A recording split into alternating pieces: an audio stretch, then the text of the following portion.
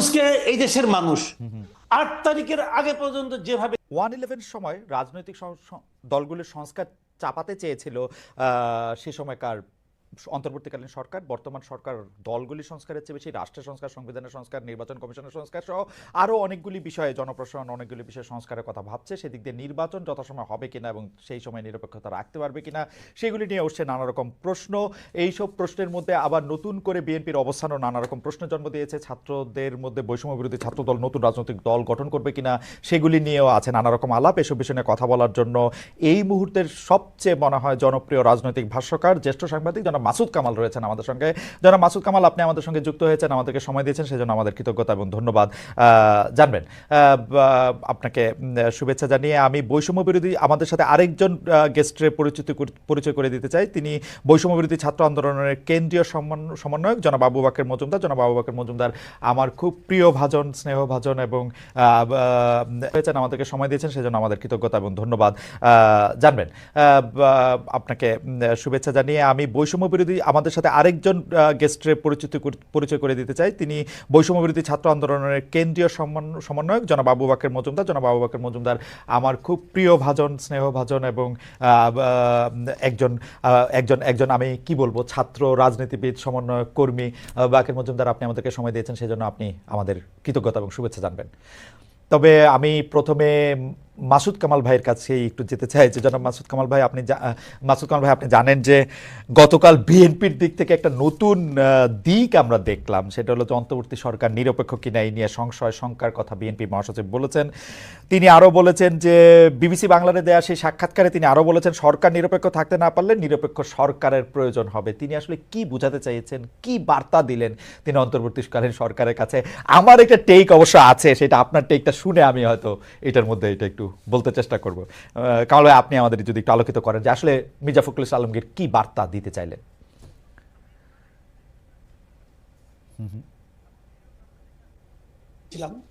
পরে সকালে আমি এটা ডিটেল আমি পড়েছি। আমার কাছে কিন্তু ওনার কথাকে অযৌক্তিক মনে হয় নাই।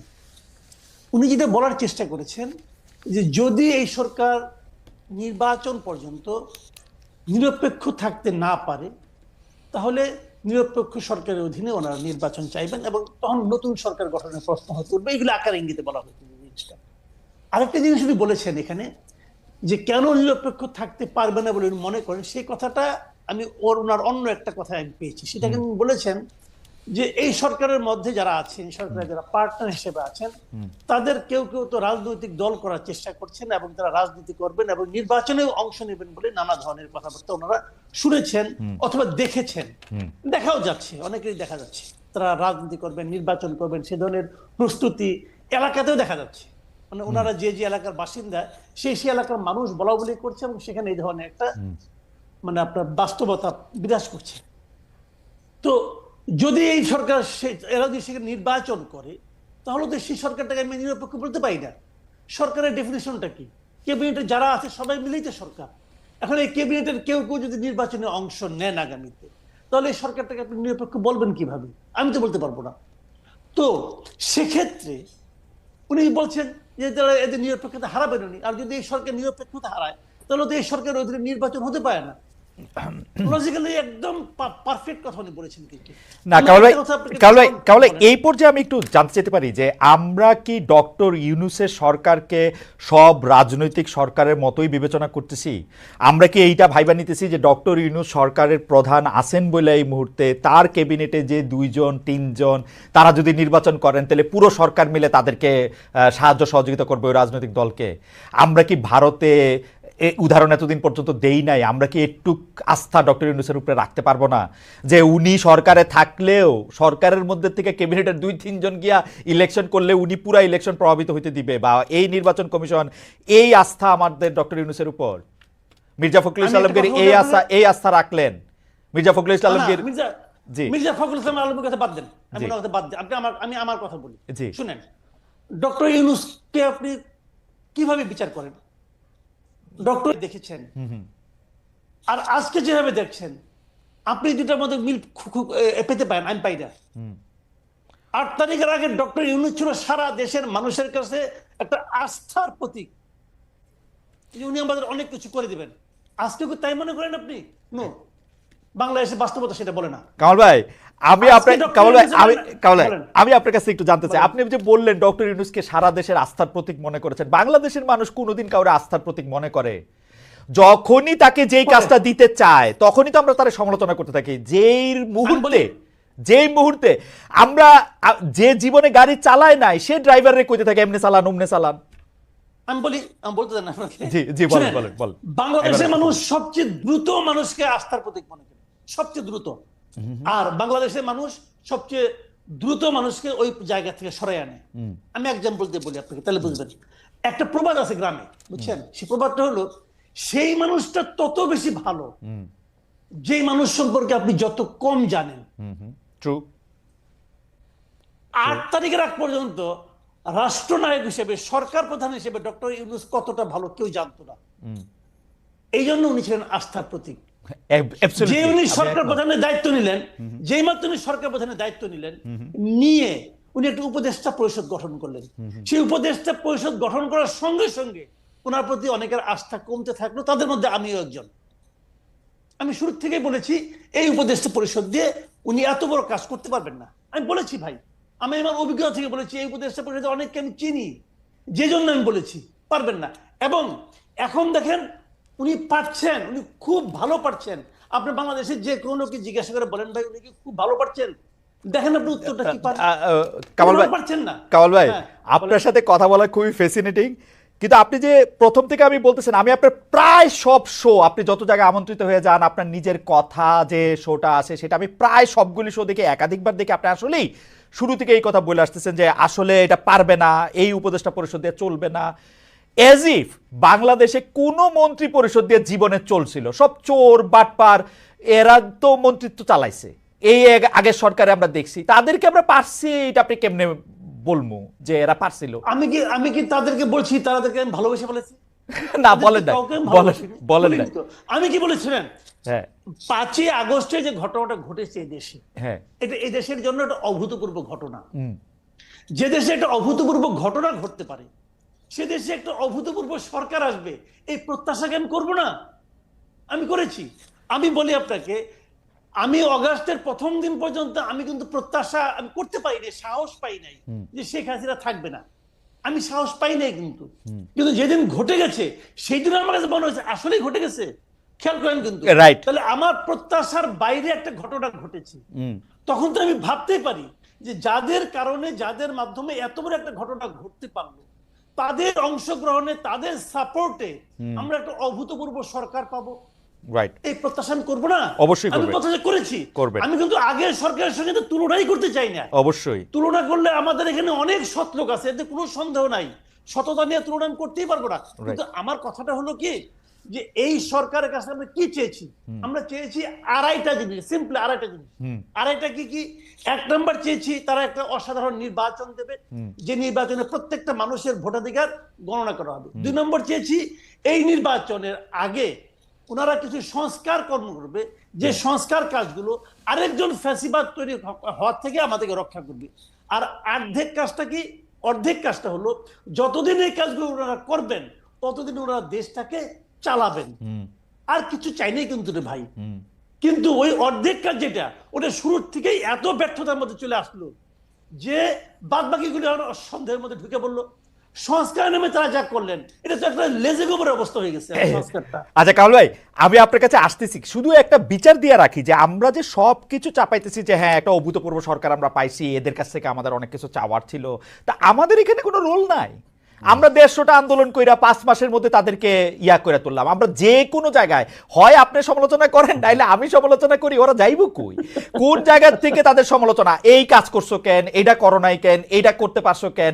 বিএনপি এতদিন পর্যন্ত কই আসছে, একটা মির্জা ফখরুল ইসলাম কিন্তু আমারও 1.5 মাস আগে ইন্টারভিউ দিছে, একটা মুখ দিয়ে তো বাইর করতে পারলাম না যে কবে ইলেকশন চান। হঠাৎ করে এখন কি হইলো, জুলাইতে চায় না অগাস্টে চায়, ঠান্ডা নাই বর্ষা নাই, আর হইলো কি এই সরকারই চায় না ইলেকশন করতে, এগুলি কি কথা? আমি বলবো নাকি? আপনি 2 মিনিট একটু বইলা নেন, আপনার একটু শোনা দরকার আছে। আমি যাইতেছি, বাকের আসতেছি আপনার কাছে জনাব মজুমদার, আমি আসবো একটু, জাস্ট একটু কামাল ভাইকে শুনে আসি। জি দেখেন, মির্জা ফখরুল আগে কি বলছেন, এখন কি বলছেন, এটাকে আমি ডিফেন্ড করবো না, এটা ওনার পলিটিক্স। দেখেন বিএনপি কিন্তু উনি কিন্তু বিএনপির মুখপাত্র এই দেশে, তাই না, মুখপাত্র। কাজে উনি কিন্তু বিএনপির পলিটিক্যাল কথাটাই বলবেন। বিএনপি আসলে কি চায়? তারা ক্ষমতায় যেতে চায়, simple, clear and simple. BNP ক্ষমতায় যেতে চায় এবং তারা অনেকদিন ধরে ক্ষমতার বাইরে আছে। তারা মুখে বলে আমরা ক্ষমতার মাধ্যমে দেশকে একটা অসাধারণ দেশ দিব।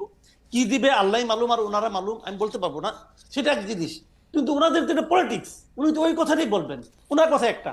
সমালোচনা যেটা আমরা করি, সমালোচনাটা আমরা কেন করি বলেন তো? আমি কি ইউনূস সাহেবকে নামাই দেওয়ার জন্য সমালোচনা করছি? নো, আমি চাচ্ছি যে ইউনূস সাহেব যেন ঠিক কাজটা করেন। ওকে। এবং এটা করার জন্য বারবার ওনাকে হ্যামারিং করতেছি, ভাই আপনি ঠিক কাজটা করেন, ঠিক কাজটা করেন। উনি কি ঠিক কাজটা করতে পাচ্ছেন না।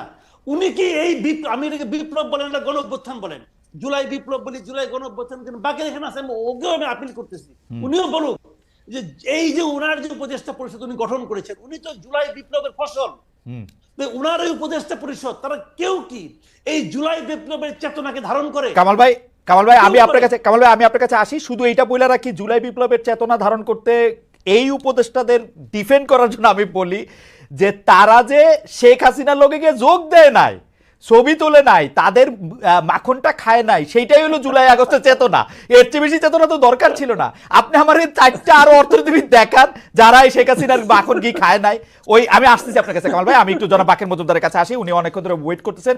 জনাব বাকের মজুমদার, এই প্রসঙ্গেই আপনার একটু আমি জানতে চাইবো যে বিএনপি মহাসচিবের বিবিসি বাংলায় দেওয়া সাক্ষাৎকার আমি কালকে যখন দেওয়া হয়েছে তখনই আমি সঙ্গে সঙ্গে পড়ছি, কিন্তু আজকে যখন আমি জনাব নাহিদ ইসলাম উপদেষ্টাদের একজন এবং সমন্বয়কদের আরেকজন আপনাদের জনাব হাসনাদের প্রতিক্রিয়া পড়লাম, তখন আমার কাছে মনে হয়েছে বিএনপি ঠিকই বলছে।